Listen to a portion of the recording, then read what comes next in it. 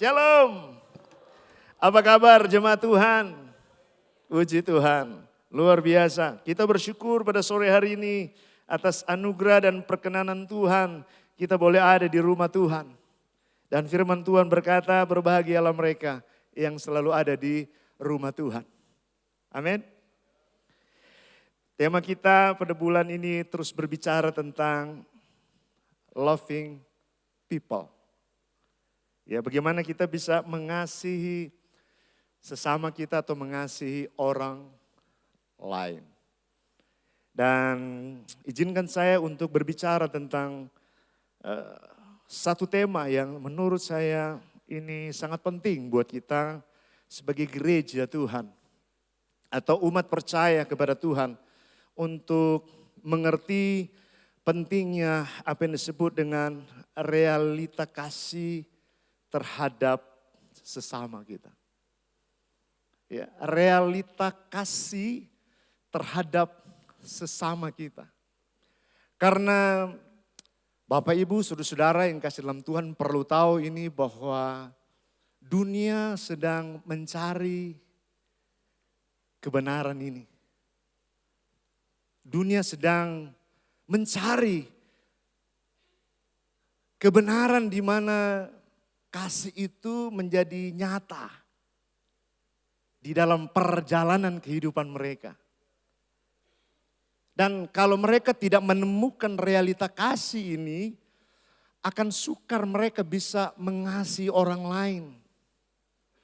Makanya jangan heran saudara yang kasih dalam Tuhan kalau Bapak Ibu perhatikan hampir setiap hari pembunuhan terjadi. Hampir setiap hari penjara itu bertambah orang melakukan kriminal. Hampir setiap hari.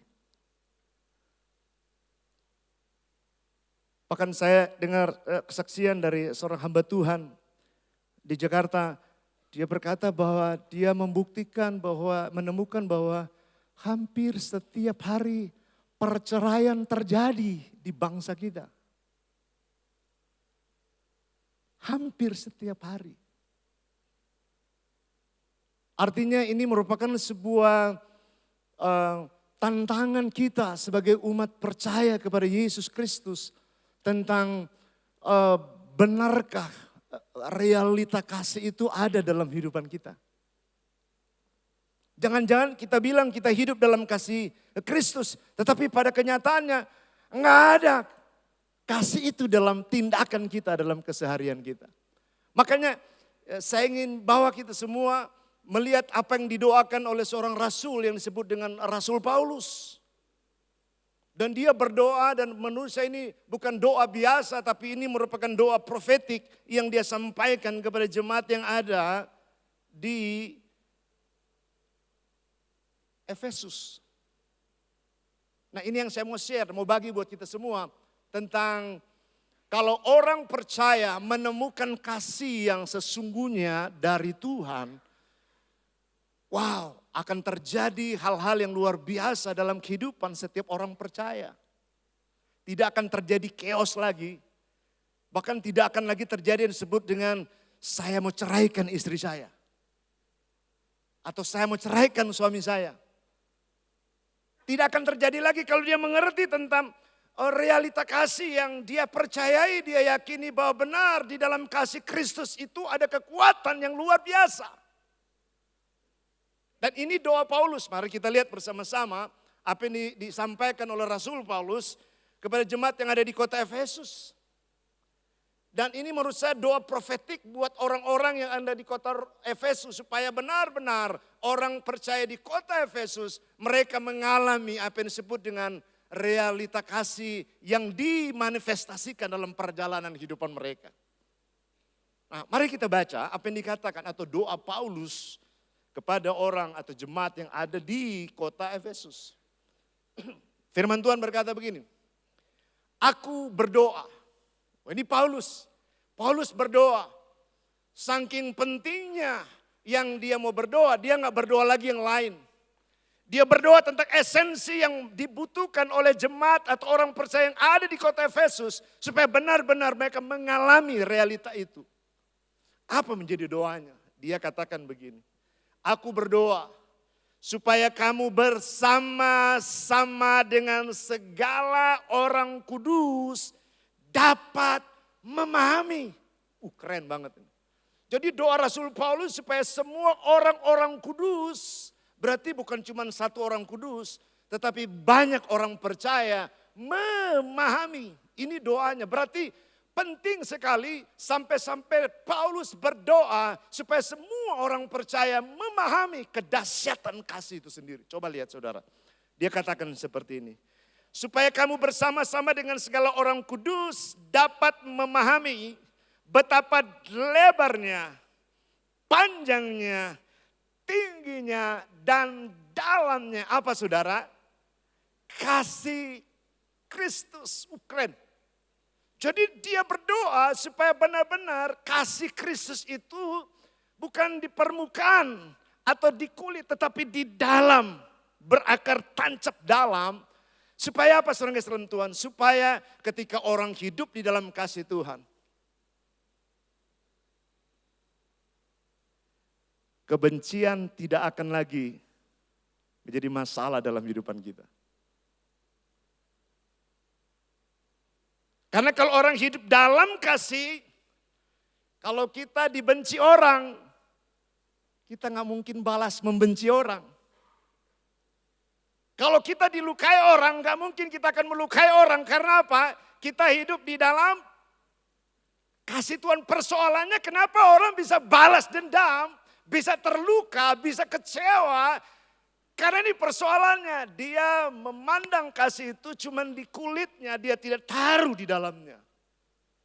Sehingga waktu dia terluka, respon di dalam hatinya langsung ambil sebuah keputusan.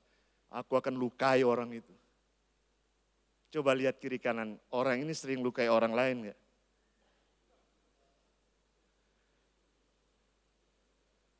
Jadi kita lihat sini, kenapa terjadi banyak chaos terjadi sekarang? Karena kemungkinan besar, karena kasih Kristus tidak dalam hidupan mereka.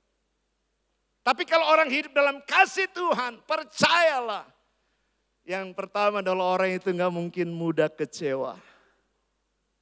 Kenapa orang mudah kecewa? Cuman satu, karena kasihnya kepada Kristus tidak dalam.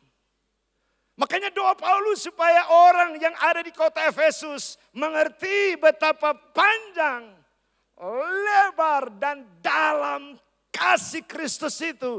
Supaya apa? Supaya jemaat yang ada di kota Efesus, mereka menjadi jemaat-jemaat yang radikal di dalam kasih Kristus. Terbukti orang-orang yang sungguh-sungguh hidup dalam kasih Kristus, penganiayaan tidak merupakan sebuah tantangan buat mereka.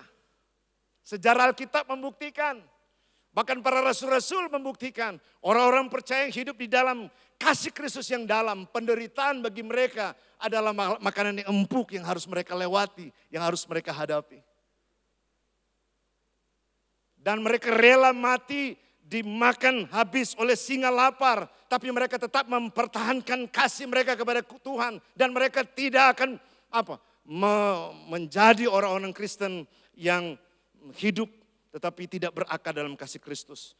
Tapi murid-murid atau orang-orang percaya, sejarah Alkitab menceritakan mereka rela mati demi Kristus lewat kasih Kristus, tetapi mereka tidak akan pernah menyerah. Kenapa? Karena kasih mereka kepada Tuhan itu sangat amat dalam, saudara. Saya menemukan ternyata kata realita itu memiliki dua makna yang luar biasa. Yang pertama adalah realita, artinya kenyataan. Sama-sama katakan kenyataan. Yang kedua adalah realita itu artinya benar-benar ada.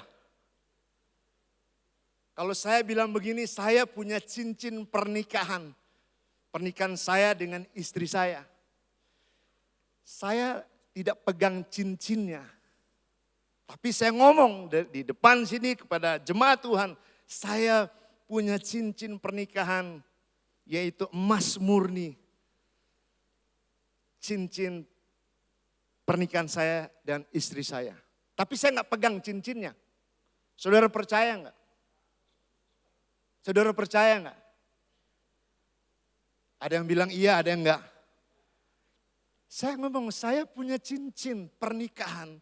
Yaitu cincin yang saya punya, itu karena pernikahan saya dengan istri saya. Tapi cincinnya saya enggak pegang. Saudara percaya enggak? Saudara pasti ragu-ragu karena apa? Saya ngomong punya cincin tapi enggak dipegang cincinnya. Enggak ada cincinnya. Saudara akan bilang, Pastor Joy Om Do, katanya Om doang. Katanya punya cincin. Kok enggak ada cincinnya? Tapi beda kalau saya ambil cincinnya kemudian saya ngomong, saya punya cincin pernikahan saya dengan istri saya. Saudara yakin enggak bahwa ini cincin pernikahan? Jadi itu namanya realita bahwa apa yang saya ucapkan sama dengan fakta dan buktinya. Halo? Nah, di sini Rasul Paulus sampaikan kepada jemaat yang ada di kota Efesus supaya benar-benar Paulus ingin menemukan orang percaya di kota Efesus, mereka hidup benar-benar hidup di dalam kasih yang nyata. Kenapa? Karena hanya kasih yang nyata ini yang bisa menjalani kehidupan akan lebih baik. Kalau suami bilang begini sama istri, sayang, I love you so much. Kira-kira gimana istri dengar ucapan itu? I love you so much, honey. Tapi cuma ngomong doang. Tapi beda waktu bilang, honey, I love you so much. Kemudian suaminya rangkul, kemudian dicium. Muah. Itu belum dalam itu.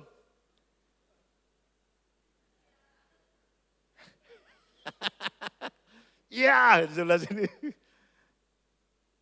Jadi suami-suami sering-seringlah bilang istrimu I love you.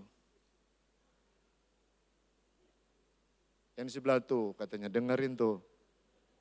Tapi buat suami istri yang lagi pacaran jangan. Yang lagi pacaran jaga. Karena orang yang hidup dalam kasih khususnya yang lagi pacaran, yang belum jadi suami istri ya harus hidup di dalam kasih, berarti kalau engkau hidup dalam kasih, engkau bisa saling menjaga satu sama yang lain. Lagi pacaran angkat tangan, saya doa buat saudara. Ya, yang lagi pacaran, ya boleh menyatakan cinta, meletakkan kasih, tapi kalau engkau benar-benar mencintai pasanganmu, mencintai pacarmu, harus saling menjaga satu sama yang lain. Jaga kekudusanmu dalam berpacaran. Jangan lagi pacaran sudah kayak suami istri aja. Kan pastor saling mencintai. Kami kan saling mengasihi. Masih pacaran udah tidur bersama. Itu namanya bukan kasih yang dalam, itu kasih eros. Kasih manusia. Eros itu sebentar kenikmatannya, selamanya penderitaannya.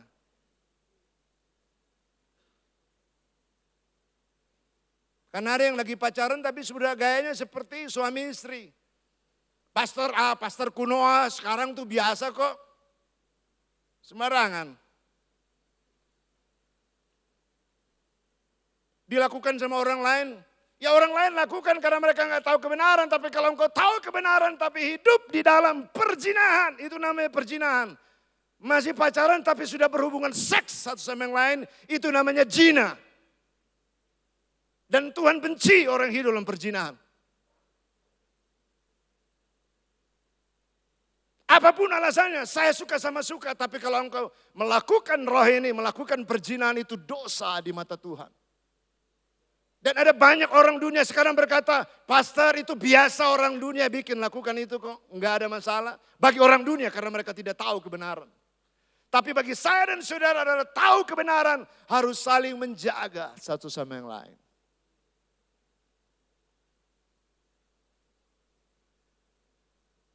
Halo? Begitu juga suami istri. Kalau punya kasih yang dalam, punya kasih yang mencintai Tuhan lebih dari segalanya. Saya mau kasih tahu bukan karena kita pasangan suami istri orang Kristen bahkan sesama hamba Tuhan gak ada masalah. Banyak masalahnya. Biasanya 1-10 tahun itu masih cocok-cocokan itu. Tapi 11 tahun ke atasnya banyak yang gak cocoknya nanti. Si suami bisa jadi jengkel, si istri bisa jengkel, dan dua-dua saling jengkel. Dan pada akhirnya kalau gak hidup dalam kasih Tuhan akan muncul kata-kata begini. Mendingan gue cari yang lain. Gue sebel lihat muka kamu. Itu tandanya apa? Itu tandanya karena satu sama yang lain kasihnya udah mulai redup. Nggak ada di sini, di tempat lain saya temukan. Dan pada waktu tidur yang satu ke kanan, yang satu ke kiri.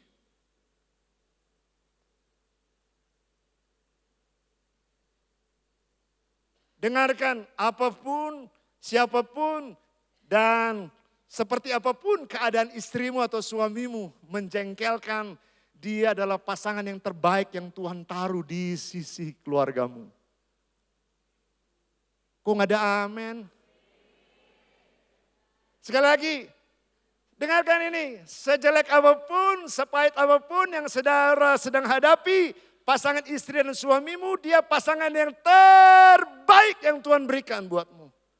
Karena dia dikirim Tuhan ada di sebelah kiri kananmu, supaya dia mau bentuk saudara menjadi seperti Kristus. Gak ada amin. Maunya sih yang enak-enak aja, giliran gak enak nih. Pastor nih gak enak ngomongnya. Memang realitanya begitu. Kalau Anda bilang Anda cinta Yesus, apapun keadaan keluargamu, dia adalah orang terbaik dalam hidupmu. Jangan coba-coba bilang, wah gua buka cabang di tempat lain. Anda buka cabang di tempat lain akan menemukan lebih gila jahatnya lagi pasangan itu. Sebab kemanapun engkau mencari pasangan yang sempurna gak akan temu. Engkau akan temukan masalah yang sama. Kalau engkau tidak jadi dewasa dalam kasih Kristus yang dalam. Makanya Paulus berdoa kepada jemaat kota Efesus. Supaya kasih Kristus yang mereka miliki harus berakar dalam di dalam Kristus.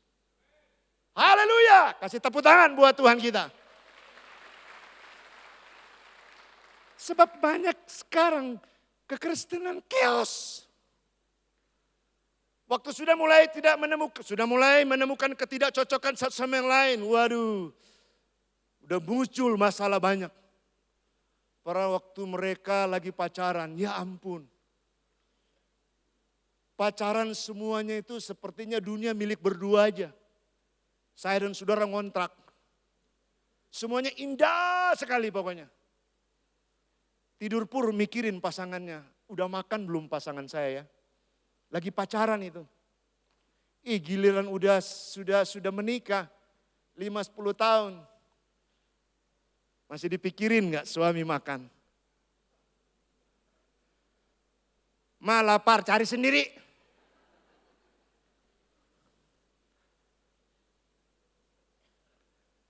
Suami bilang, oh begitu ya. Tenang aja, gua cari makan yang lain. Tertawanya gede banget di belakang. Nggak apa-apa, itu realita dalam hatinya. Iya benar pastor, itu terjadi. Itu faktanya terjadi hari-hari ini. Jadi kalau engkau bilang engkau cinta Yesus, buktikan bahwa engkau mencintai dia lebih dari segalanya. Yang lagi pacaran, kalau engkau mengasihi pasanganmu, calonmu, lindungi dia, jagai dia, perlakukan dia bagaikan bidadari yang cantik. Yang datang dari kayangan, nggak tahu dari mana turun ke bumi dan berjumpa dengan saudara. Rawatlah dia, lindungi dia, jaga dia. Sampai pada waktunya nanti diteguhkan dalam pernikahan kudus, maka semua yang kau mimpikan akan menjadi kenyataan dan diberkati Tuhan. Masih pacaran udah kayak pelacur aja digunakan pacarnya. Enggak, di sini enggak ada. Saya pernah konseling di luar sana. Kalau ada di sini, perlakukan pacarnya sebagai pelacur, dengarkan pasanganmu tidak cinta dan tidak sayang engkau.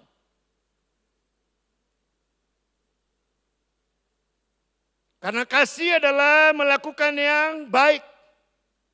Orang hidup dalam kasih Tuhan itu adalah melakukan yang sopan. Menghormati, menghargai. Bayangkan lagi pacaran udah gak saling menghargai. Makanya jangan heran waktu menikah chaos, banyak masalah. Karena dari awal sudah salah membangun kehidupan di dalam kasih Kristus. Pastor, saya sudah terlanjur, pastor, sudah babak belur, bagaimana caranya? Sederhana, bertobatlah. Kembali kepada kasih Kristus, minta ampun, berlutut di kaki Tuhan, minta belas kasihan Tuhan. Kan saya percaya setiap orang yang datang mengakui, dia sadar bahwa apa yang dia lakukan selama ini salah. Waktu engkau datang di bawah kaki Tuhan dan mohon belas kasihan Tuhan, maka Tuhan yang empunya kasih itu, dia akan datang dengan secepat cahaya sinar matahari untuk datang menolong, memberkati dan memulihkan kehidupanmu. Dan kegagalanmu bukan akhir dari segala-galanya. Tapi kegagalanmu adalah merupakan sebuah pengalaman yang Tuhan izinkan untuk engkau menemukan kehidupan menjadi lebih baik lagi. Tapi bagi engkau yang sedang membangun atau sedang berpacaran, saya ingatkan bersaudara belum terlambat. Praktekkan kasih yang saling menjaga, saling melindungi satu sama yang lain. Maka engkau akan lihat apa yang dijanjikan Tuhan akan menjadi kenyataan dalam kehidupan. Katakan amin. Amin saudara. Ini doa Paulus kepada jemaat yang ada di kota Efesus. Supaya benar-benar pengenalan kita, realita kita akan kasih Kristus itu dibuktikan dalam perjalanan kehidupan kita mengiring Yesus. Saya akan tunjukkan satu ayat yang membuktikan bahwa realita Kristus itu perlu didemonstrasikan. Mari kita lihat satu ayat di mana ada ahli Taurat ingin mencoba Yesus tentang seperti apa sih sebetulnya mencintai Tuhan dan mencintai sesama. Dan ahli Taurat ini memang namanya ahli kebenaran, ahli tentang Taurat Tuhan. Tapi ternyata mereka bukan ahli. Ya, coba lihat Lukas pasal yang ke-10 ayatnya yang ke-26 sampai ayat 29. Di sana firman Tuhan berkata seperti ini. Jawab Yesus kepadanya, itu ahli Taurat.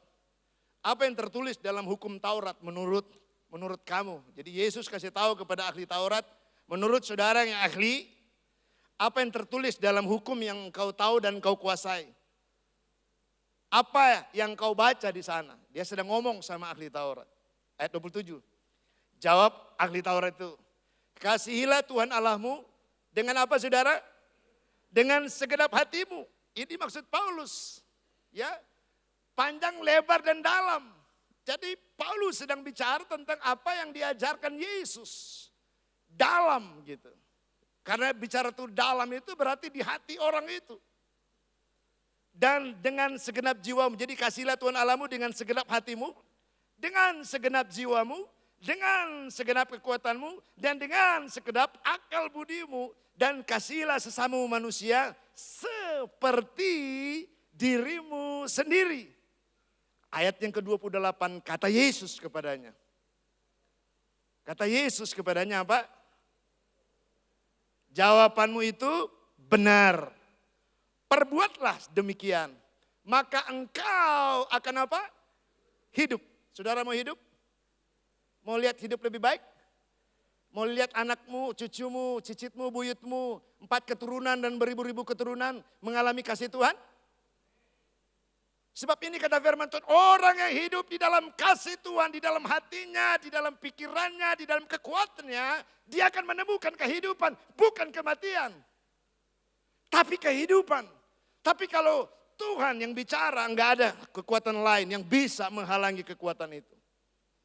ayat 29 dikatakan, Lukas 10 ayat 29.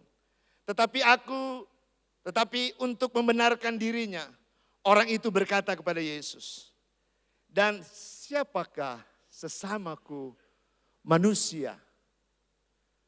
Tahu nggak pertanyaan ini? Menurut saudara, ahli Taurat ini tahu nggak siapa sesamanya? Namanya ahli masa nggak tahu? Namanya ahli pasti dia tahu. Tapi dia tahu, tapi kenapa mesti tanya siapa sesamanya manusia?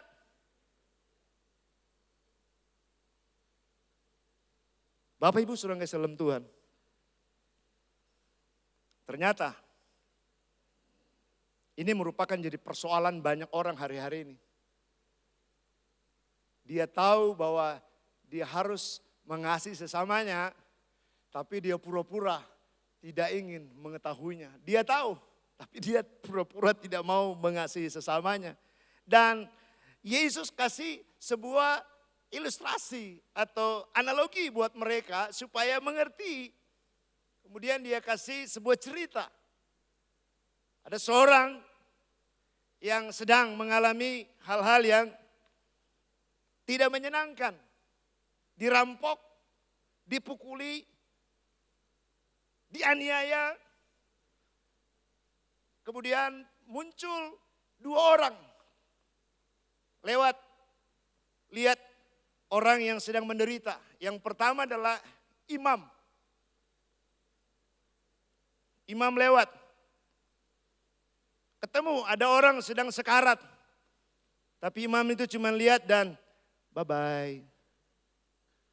Alkitab bilang begitu, bahwa mereka melewati. Kemudian ada orang yang kedua. Orang yang kedua siapa disebut di situ? Selain imam ada siapa? Orang Lewi. Orang Lewi lewat. Saudara, pekerjaan imam itu selalu ada di bait Allah. Mereka selalu ada di rumah Tuhan. Tapi nggak habis pikir sama saya seperti ini. Kok dia menemukan orang sedang sekarat, babak belur, dirampok. Berarti dia nggak punya apa-apa. Dia sedang membutuhkan pertolongan. Tapi aneh, imam ini sering ada di bait Allah. Tapi kok nggak peduli sama orang itu. Muncul lagi orang kedua. Ketemu juga orang Lewi. Tahu orang Lewi? Orang Lewi itu suka mempersembahkan korban. Di mana? Di bait Allah. Sama dua-dua mereka orang yang suka ada di rumah Tuhan. Tapi waktu melihat orang yang sedang sekarat, orang sedang dalam keadaan kesusahan, dua-duanya meninggalkan. Ini muncul yang ketiga, orang ketiga, orang Samaria sedang lewat tempat itu. Saudara, saya menemukan di situ bahwa hari-hari ini ada banyak orang yang seperti tipe yang kedua tadi, yang pertama tadi. Ahli Taurat dan orang Lewi. Mereka tahu banyak tentang Tuhan. Mereka tahu banyak tentang siapa Tuhan. Tapi mereka tidak mau praktek tentang apa yang Tuhan punya dalam kehidupan mereka. Bilang sebelah kiri kanan, kamu jangan hanya tahu banyak tentang firman. Tapi waktu engkau lihat orang sedang sekarat, orang sedang butuh pertolongan, orang sedang menderita. Seharusnya kalau dia sering ada di bait Allah, harusnya dia penuh dengan kasih sayang. Harusnya dia penuh dengan belas kasihan. Dan imam itu nggak tanya banyak. Orang ketiga tadi datang. Orang Samaria datang, dia mendekati orang itu. Alkitab cerita, dia nggak tanya, hey kamu lagi butuh pertolongan ya? Kasihan deh lu, dilus-elus, enggak. Dia juga nggak bilang sini aku berdoa, biar bilur-bilur Tuhan sembuh. Enggak, Alkitab nggak cerita nggak ada doa di sana. Alkitab cerita tindakan, realita kasih Tuhan dibuktikan di sana. Berarti saya menemukan bahwa ada dua hal yang luar biasa ketika kita mau nyatakan realita Kristus dalam dunia ini selama dalam perjalanan kita. Ya, apa tuh realita kasih Kristus? Yang pertama adalah rela berkorban untuk orang-orang yang membutuhkan pertolongan. Amin. Saya ingin baca buat kita Lukas 33-37 berkata, akan tetapi ada seorang Samaria yang sedang bersalang dan perjalanan di situ. Dan ketika ia melihat orang itu, ia merasa kasihan kepadanya. Bayangkan sudah orang Samaria ini, ya dia gak sering mungkin ada di bait Allah. Bahkan mungkin dia gak pernah ada di bait Allah. Karena namanya orang Samaria adalah orang-orang yang kelas kedua dari orang-orang Yahudi. Bahkan mungkin orang Samaria ini adalah orang yang dianggap orang yang berdosa, tidak diperhitungkan. Tapi lihat saudara yang kasih dalam Tuhan, saya suka dengan orang ini. Lalu orang Samaria itu mendekatinya. Orang yang hidup dalam kasih Tuhan ketika melihat orang lain sedang menderita, jangan pura-pura nggak tahu. Alkitab cerita mendekat. Sama-sama katakan mendekat. Dan waktu kita mendekat, saudara yang kasih dalam Tuhan, orang Samaria ini menyatakan realita apa yang dia punya, yang ada di hatinya, terbukti bahwa dia punya kasih Tuhan yang sangat luar biasa. Saya mengambil sebuah kesimpulan, ketika Tuhan pertemukan kita dan orang-orang yang membutuhkan kasih Tuhan, mendekatlah terhadap orang itu dan mulailah eksekusi tolong mereka. Jadi yang kedua adalah orang-orang yang memiliki realita kasih Kristus dalam kehidupan mereka adalah orang-orang yang mau berkorban dalam kehidupan mereka. Jangan cuek saudara hari-hari ini. Tetapi mari kita punya kepedulian yang sangat kuat. Sebab itu yang dicari oleh orang-orang dunia. Dan Alkitab cerita ayat 34, Lukas 34. Lalu orang Samaria itu mendekat dan membalut luka-lukanya. Ia mengolesi dengan minyak. Jadi saudara, dia bukan cuma sekedar mendekat, tetapi dia membalut luka-lukanya. Menolong orang itu. Kemudian dia mengolesi dengan minyak dan anggur. Pasti dia bawa dalam perjalanannya. Lalu menaikkan dia, orang itu ke atas keledainya. Dan membawanya ke sebuah penginapan. Lalu merawat orang itu.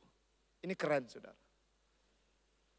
Bapak Ibu, kalau Tuhan izinkan ada orang di sekeliling saudara butuh pertolongan, butuh kasih dari saudara.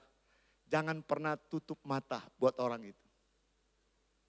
Sebab memang kita diizinkan oleh Tuhan untuk ada dalam dunia ini. Supaya kita betul-betul menyatakan siapa yang ada dalam kehidupan kita. Benarkah kasih Kristus itu ada dalam kehidupan saya dan saudara? Dan ini cerita ini menurut saya adalah merupakan sebuah kasih yang realita yang terjadi. Jadi mari kita punya hati mau berkorban terhadap orang lain. Bilang sebelah kiri kanan, jangan pernah berhenti untuk berkorban buat orang yang membutuhkan pertolongan Tuhan. Amin.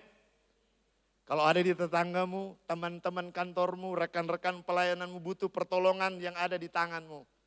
Lakukan itu sesuai dengan apa yang ada di tanganmu. Sebab itu bukti bahwa engkau mengasihi. Hai suami-suami, jangan pernah berhenti untuk berkorban buat istrimu. Haleluya. Kalau engkau mau berkorban terhadap orang lain tapi istrimu sendiri nggak mau berkorban, itu berbahaya. Terkadang ada suami-suami itu ramah terhadap orang lain. Tapi sama istrinya sendiri rame. Bukan ramah, rame. Kasar begitu. Tapi kalau sama istri lain, halo, apa kabar? Baik-baik ya. Tapi sama istri sini, lu lagi. Pret. Enggak, di sini enggak ada. Tempat lain. Suami engkau mesti berkorban. Halo? Kalau ada suami istri sini bilang, Pak, Ma, yuk saling berkorban satu sama lain yuk. Kalau suami lagi capek, istri pijitinlah suami. Badan gede begitu minta dipijitin. Udah sono tuh pergi ke tukang pijit. Itu pijit seluruh tubuh. Dari ujung rambut sampai ujung kaki dijambak-jambak pula. Katanya mau berkorban, minta dipijitin gak mau. Suami juga jangan egois juga. Kalau istrimu lagi capek di rumah, emangnya pekerjaan rumah gampang, enggak susah lagi. Saya pernah ditinggal istri, waduh di rumah sama 2 anak, pusing tahu nggak? Mikirin makan, ini pagi, siang, sore. Mana lama pula 1-2 hari, iya sebulan bayangin. Baru di situ saya tahu, wow ternyata nggak gampang. Jadi kalau istrimu bilang, Pak tolong dong pijit ini kayaknya ini masuk angin nih. Balurlah dia, kalau dulu pakai minyak wangi sekarang pakai minyak kayu putih. Tertawanya gede amat sih. Tersinggung ya? Halo? Mau berkorban? Waktu kita lagi tidur, aduh masih tidur, gas mati. Pak, gasnya mati, aduh masa sih gas aja gak bisa diurusin sih? Masa mau tolongin istri aja gas mati, dia mesti mandi pakai air hangat. Tapi karena kita mau berkorban, aduh mau gak mau mesti berdiri, bangun, kemudian benerin. Kemudian nyala lagi. Jadi gak ada lagi itu omongan tuh. Istri gak ngomel aja, wow, cuma gara-gara gas. Nggak di sini nggak ada, di tempat lain. Halo? Ngeflash, air mati, nggak ada ledeng pam, pakai jet pump, mati jet pumpnya, pusing nih mandi nih gimana matang nih. Aduh di malam lagi gimana, mesti mau berkorban, mau nggak mau gua mesti bangun. Mana lagi jet pump, kenapa lu mati jet pump? Angkat, putar lagi, pancing lagi air. Saya mulai merasakan, oh beginilah bentuk pengorbanan kalau engkau mengasihi keluargamu. Katakan amin. Engkau mau berkorban pasti keluargamu aman. Kalau engkau mau berkorban pasti anak-anakmu aman dan sejahtera. Bilang suami, mulai hari ini istriku aku mau berkorban buat engkau. Aku rela mati demi engkau sampai usia lanjut kita. Haleluya. Sampai usia lanjut kita. Amin. Dulu engkau bodimu seperti gitar. Berlekuk-lekuk. Sekarang bodinya kayak drum. Gemuk ke kiri dan ke kanan. Sayang aku tetap mencintai engkau kapanpun, dimanapun, selama-lamanya. Haleluya. Jangan bilang begini. Bosen lihat gendut loh. Gue mau cari cabang lain aja. Jangan, hati-hati. Bahaya. Halo? GC Bethlehem. Saudara siap hidup dalam kasih Tuhan? Amin. Oh di belakang amin, kencang banget. Istri kalau suamimu yang ngomong itu nanti dilihat janjinya. Jangan amin-amin di sini, di rumah lu amin lo. Saya khotbah ini khotbah diri saya sendiri. Halo, haleluya. Ini istri saya jadi saksi. Memang orang yang hidup dalam kasih Tuhan mau berkorban, percayalah.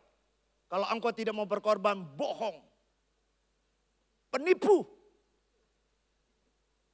Dan engkau tidak layak masuk kerajaan sorga. Lebih layak masuk neraka. Oh iya. Kita mau berkorban, apa yang kita mesti korbankan? Pikiran kita, waktu kita, tenaga kita, uang kita. Bahkan kita pun melayani perlu berkorban. Terkadang kita mau berkorban sampai masuk tol pun lupa bahwa udah ada uang tolnya. Ya, karena mau pelayanan. Saudara yang kasih dalam Tuhan, pengorbanan itu luar biasa saudara. Waktu engkau berkorban, percayalah apa yang kau lepaskan, janji Tuhan akan selalu menyertai, melindungi dan memberkati semua pengorbananmu. Sekecil sebesar apapun bentuknya, Tuhan perhitungkan itu. Makanya itu disebut dengan kasihlah Tuhan Allahmu dengan segenap hatimu, dengan segenap akal budimu dan dengan segenap kekuatanmu. Saudara yang kasih dalam Tuhan, Yohanes pasal 1 Yohanes 3, 16-18 berkata begini. Demikianlah kita ketahui kasih Kristus yaitu bahwa ia telah menyerahkan nyawanya untuk kita, saya dan saudara. Jadi kita pun wajib menyerahkan nyawa kita untuk saudara-saudara kita. Barang siapa mempunyai harta duniawi dan melihat saudara yang menderita kekurangan tapi menutup matanya hatinya terhadap saudaranya itu, bagaimanakah kasih Allah dapat tetap ada di dalam dirinya. Anak-anakku, marilah kita mengasihi bukan dengan perkataan atau dengan lidah, tetapi dengan perbuatan dalam kebenaran. Katakan amin. Yang terakhir, saudara yang kasih dalam Tuhan, yang kedua, bagaimana supaya kita bisa membuktikan realita kasih kita terhadap orang-orang yang ada di sekeliling kita. Yang kedua, Lukas pasal yang ke-10 ayat 37 dan 35 berkata, Lukas 10 ayat 35 berkata sampai 37. Keesokan harinya seorang Samaria itu mengeluarkan uang 2 dinar dan memberikannya kepada penjaga penginapan itu. Dengan berkata, rawatlah orang terluka ini dan berapapun kamu habiskan uang untuknya, aku akan menggantinya saat aku kembali. Yang kedua, saudara yang kasih dalam Tuhan, orang yang hidup dalam realita kasih kepada sesama. Yang kedua adalah dia tidak hitung-hitungan dengan orang yang dia kasih atau dia tolong. Katakan amin. Orang Samaria ini bukan cuma sekedar menyelamatkan dia, menolong dia sampai ke tempat perawatan. Tapi yang kedua yang keren, saudara. Dia bilang sama penjaganya, ketika engkau mengembalikan atau membelanjakan lebih daripada yang kuberikan, aku akan kembali dan membayarnya itu. Apa maksudnya? Orang yang suka nolong orang lain, dengarkan ini. Engkau tidak akan pernah kekurangan sedikit pun dalam kehidupanmu. Orang yang suka menolong orang lain, engkau tidak akan pernah kekurangan sedikit pun dalam kehidupanmu. Bahkan hartamu tidak akan berkekurangan. Tapi Alkitab katakan orang yang menolong itu dia akan kembali dan dia akan berkata, aku akan memberikan kembali apa yang pernah engkau berikan. Amin, saudara dalam Tuhan. Bilang sebelah kiri kanan, lu jangan hitung-hitungan sama orang-orang di sekelilingmu. Amin. Ya, apalagi dalam keluarga, rumah tangga, pelayanan sekalipun, di pekerjaan sekalipun, jangan hitung-hitungan. Lakukan yang terbaik, maka Tuhan akan memberkati yang terbaik yang engkau lakukan. Orang yang tidak hitung-hitungan adalah rela mengeluarkan yang terbaik buat orang lain. Ya, mereka menghargai orang-orang yang bekerja keras bersama-sama dengan mereka. Mereka tidak berhitung atau tidak berhutang terhadap orang lain. Tapi mereka memberkati orang-orang yang sudah bekerja keras. Saudara, orang Samaria ini tidak melupakan orang yang bekerja keras. Jadi kalau engkau menemukan rekan atau partner kerjamu, mereka bekerja keras dengan engkau, hargailah, berikan apresiasi, berikan mereka penghargaan, maka apa yang mereka kerjakan akan menjadi lebih baik dan lebih baik, lebih baik. Katakan amin. Tuhan Yesus memberkati Bapak Ibu 4 keturunan dan beribu-ribu keturunan. Selamat datang untuk mempraktekkan kebenaran firman Tuhan buat kehidupan kita setiap hari. Amin, amin, amin. Mari kita tunduk kepala sebentar. Kita berdoa kepada Tuhan atas setiap firman Allah yang sudah dibagikan. Haleluya. Terima kasih Tuhan. Saya merasakan bahwa Roh Allah ada di tengah-tengah kita. Benarkah engkau hidup di dalam kasih Tuhan? Benarkah realita kasih itu ada dalam hidupanmu? Kapan terakhir engkau mau berkorban buat orang-orang yang ada di dekatmu? Kapan terakhir? Coba renungkan. Kapan terakhir engkau menyatakan kasih sayangmu terhadap orang-orang di sekelilingmu? Entah itu saudaramu, entah itu adik ipar, kakak ipar, mungkin keluargamu. Kapan terakhir? Tetanggamu mungkin. Bahkan pembantu di rumahmu, kapan terakhir engkau menyatakan kasih sayang buat mereka? Bahkan orang-orang yang kau cintai, orang tuamu, kapan terakhir engkau berkata, Papa, Mama, aku ingin memberkati engkau, aku mengasihi engkau. Bapak Ibu saudara kasih dalam Tuhan, mari kita mau buktikan hari-hari ini dunia butuh realita kasih yang kita punya untuk mereka bisa lihat dan alami di tengah-tengah dunia ini. Kalau ada di antara saudara yang saat ini, Pastor, hari-hari ini aku kehilangan kasih. Seperti ini, sepertinya saya hampa hari-hari ini. Cuman satu yang Tuhan katakan, mari kepada Tuhan. Datang kepada Tuhan dan katakan, Tuhan, penuhi hatiku dengan kasih-Mu. Mungkin terlalu banyak konflik dalam batinmu sehingga engkau saat ini sukar untuk memberikan hal yang terbaik buat orang yang kau kasih. Tapi hari ini adalah kesempatan yang Tuhan katakan, hai anakku, aku ada di sini. Aku ingin memberikan, melepaskan kasihku yang tanpa batas memenuhi hati dan pikiranmu. Kalau ada di antara saudara yang butuh kasih itu, Engkau cukup lambaikan tanganmu sebagai tanda declare-mu di hadapan Tuhan. Pernyataan hatimu bahwa Tuhan, aku butuh Engkau. Engkau angkat tanganmu, gak usah malu. Kalau selama ini mungkin kau gagal untuk menyatakan itu, tapi hari ini Tuhan katakan engkau pasti bisa bersama dengan aku. Engkau cukup angkat tangan dan katakan, Tuhan, ini aku. Ini aku, semua adalah punyamu Tuhan, gak ada yang kami punya. Kalau ada, engkau angkat tangan. Saya ingin berdoa buat saudara. Yes, gak usah malu saudara. Saya merasakan ada di antara saudara membutuhkan kasih tanpa batas yang datangnya dari Tuhan. Engkau cukup angkat tanganmu tinggi-tinggi, haleluya. Oh haleluya. Yes Lord, Bapak engkau lihat setiap tangan-tangan yang terangkat. Yes, kami butuh Engkau Tuhan. Kami mau nyatakan ini hati kami. Yes Lord, haleluya.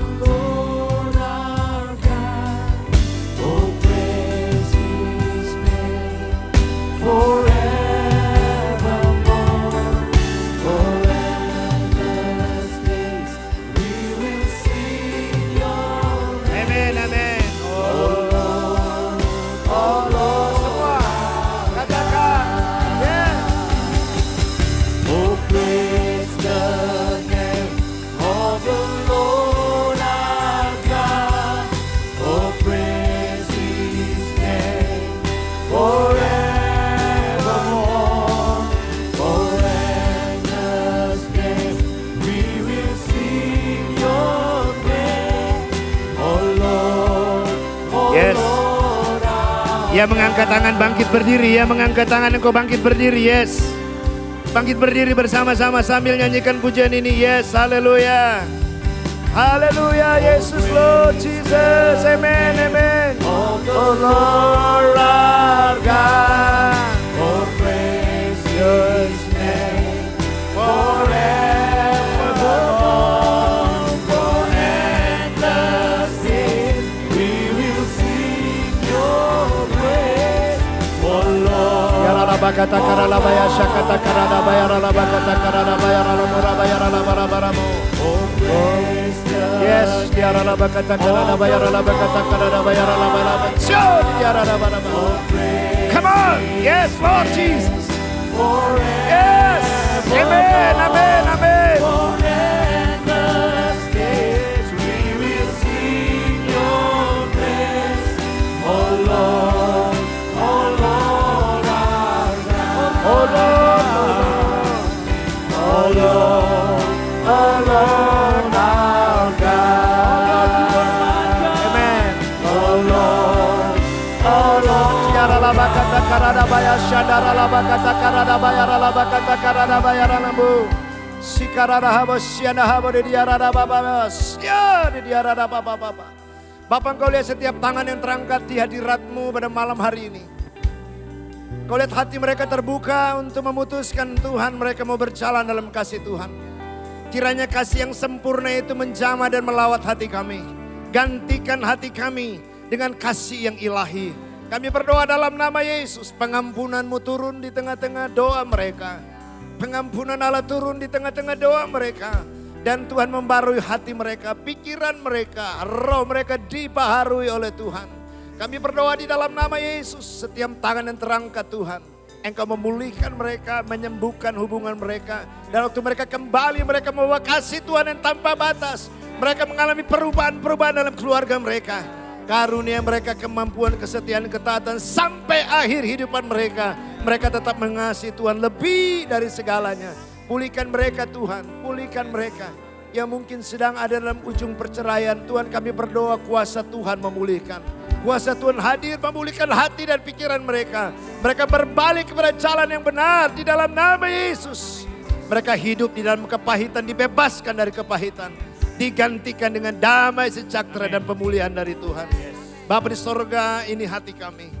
Hanya Engkau yang tahu kedalaman hati kami. Dan waktu kami kembali, kami percaya kuasa yang sama di dalam Tuhan Yesus sudah memulihkan, menyembuhkan kami. Terima kasih Tuhan, ini doa kami. Segala pujian, syukur, hormat, kemuliaan bagi Tuhan. yang berjanji menyertai kami sejak hari ini sampai selama-lamanya. Yang percaya sama-sama katakan amin. Mari beri tepuk tangan yang paling meriah buat Tuhan kita. Haleluya.